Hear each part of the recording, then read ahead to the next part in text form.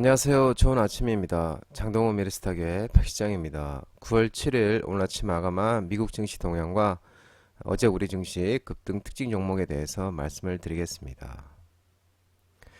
뉴욕 3대 주요 지수는 유가 상승에 따른 연준의 긴축 장기 우려에 일제히 하락 마감했습니다. 다우는 0.57% 하락 마감, 나스닥은 1.06% 하락 마감, S&P 500도 0.70% 하락 마감했습니다. 이날 시장은 유가 급등과 그에 따른 인플레이션 우려에 주목을 했는데요. WTI가 배럴당 80.54, 9거래일 연속치 오르고 있고요. 유가는 올해 최고치이자 작년 11월 11일 이후에 가장 높은 수준을 경신하고 있는 모습입니다. 유가가 상승하면서 인플레이션이 높게 유지되면 연준의 인플레이션과 싸움 역시 좀처럼 끝나지 않을 수가 있습니다.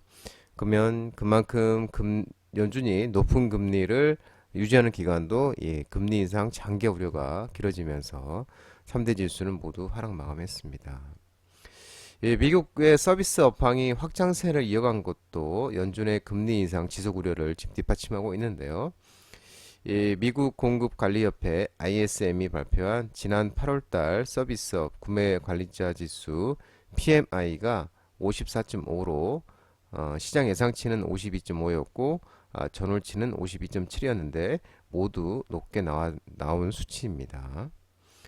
또 S&P 글로벌이 발표한 8월 서비스 PMI는 50.5인데 전달에 7월달이 52.3, 그리고 7월 달보다도 낮게 나왔지만 50을 기준으로 50을 넘어가면 업황이 확장하고 있음을 나타낸다고 합니다.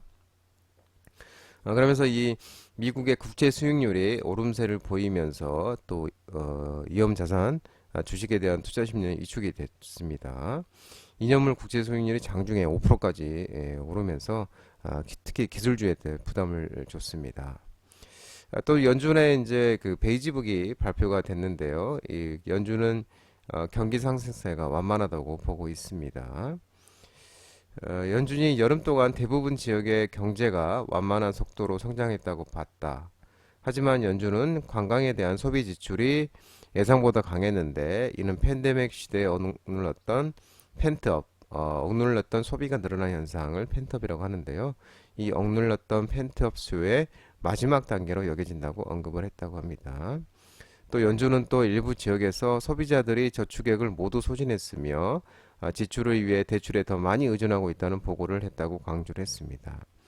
고용 증가세는 전국적으로 둔화가 됐고 임금 상승률도 상반기는 높았지만 하반기에는 둔화될 것이라고 연준 베이지북에서는 전했습니다. 또한 연준의 당국자 발언도 더욱 신중해지고 있습니다. 수전 콜린스 버스턴 연은 총재는 연준이 신중하게 움직일 수 있는 여건을 갖추고 있다고 말을 했고요. 콜린스 총재의 발언은 최근 제롬 파월 연준 의장이라든지 크리스토퍼 일러 연준 이사가 말한 이 금리 인상 신중론과 맞닿은 발언으로 해석되고 있습니다. 하지만 콜린스 총재는 최근 인플레이션 개선세가 일시적이었던 것으로 판명될 경우에는 추가적인 긴축이 또 필요하다고 덧붙였습니다. 이하면서 국채금리가 상승하면서 기술주들은 하락했는데요. 애플은 3.58%, 엔비디아는 3.06, 마이크로소프트 0.20, 아마존 1.39%, 알파벳 0.96, 메타 0.33, 넷플릭스 0.65% 하락 마감했습니다. 엔비디아가 3.58% 이렇게 이상 3% 넘게 빠지면서 반도체주가 대부분 하락하면서 이 반도체 모임인 필라델피아 반도체 지수도 0.80% 하락을 했고요.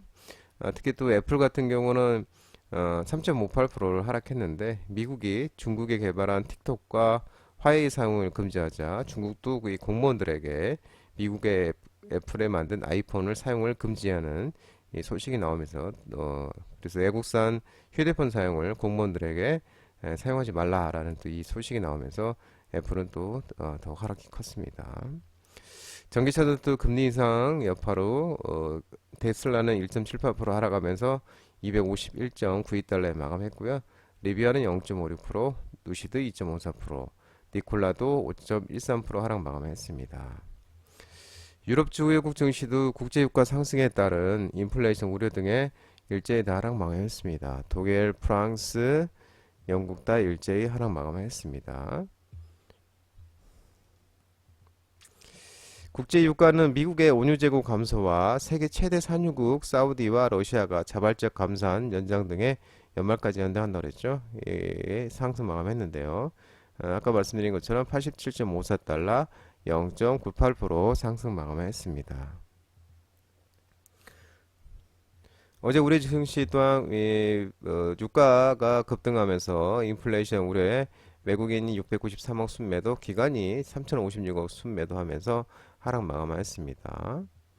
특징률을 살펴보면은 일동제약이 상한가를 갔는데요. 비만 치료제가 상승한 속에서 이 GLP-1 계열의 이 대사성 질환 신약 후보 물질이 이 국내 임상시험 일상 승인 소식에 의해 상한가를 갔는데요.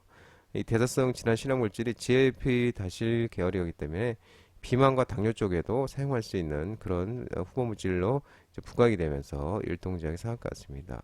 일동홀딩스는 일동제약의 지주사로서 대주주로서 또 상한가를 갔습니다. 파미셀이 급등에 나왔는데요. 화장품 관련주들이 일부 상승하고 또한 비만 치료제 회사 노보노디스크 맡은 게 이고보죠. 비만 치료제.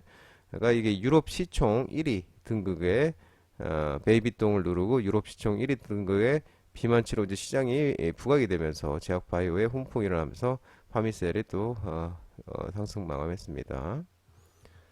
코스닥 또한 인플레이션 우려에 0.38% 하락 마감했습니다. 외국인과 기관의 순매도에 하락 마감했는데요. 특징률을 살펴보면 푸른 기술이 방간의 상한가 같습니다. 푸른 기술은 이제 현대기아와 공동으로 로봇을 개발했었죠. 근데 이 공동 개발한 로봇이 협동 로봇이 현재 매출이 발생하고 있다는 소식에 의해서 푸른 기술이 상한가를 갔습니다. 셀바스 헬스케어가 상한가를 갔는데요. AI 의료 사업 확장, 이 본격화 기대감 등의 셀바스 헬스케어 상한가를 갔는데 셀바스 헬스케어는 장동건 대표 유튜브 라이브 무료 관심주로 말씀드린 종목이죠. 젠큐리스가 또 상한가를 갔는데요. 딥바이오와 AI 전립선암 진단 사업 착수 소식에 의해서 젠큐리스가 상한가를 갔는데 젠큐리스 또한 장동건 대표 유튜브 라이브 무료 관심주로 말씀드린 종목이었죠. 시큐레이터가 보안주로서 급등이 나왔죠. 장중에 상한가도 갔었는데 정부가 2027년까지 사이버 보안 30조 원 시장을 육성을 하고 예산을 1.1조 원 투입 소식했대 보안 정보 관련주들이 상승했는데 시큐레이터가 급등이 나왔습니다. 유틸렉스가 급등이 나왔는데요. 고용암 타깃 4세대 카트 치료제를 첫 환자에 투약 개시했다는 소식.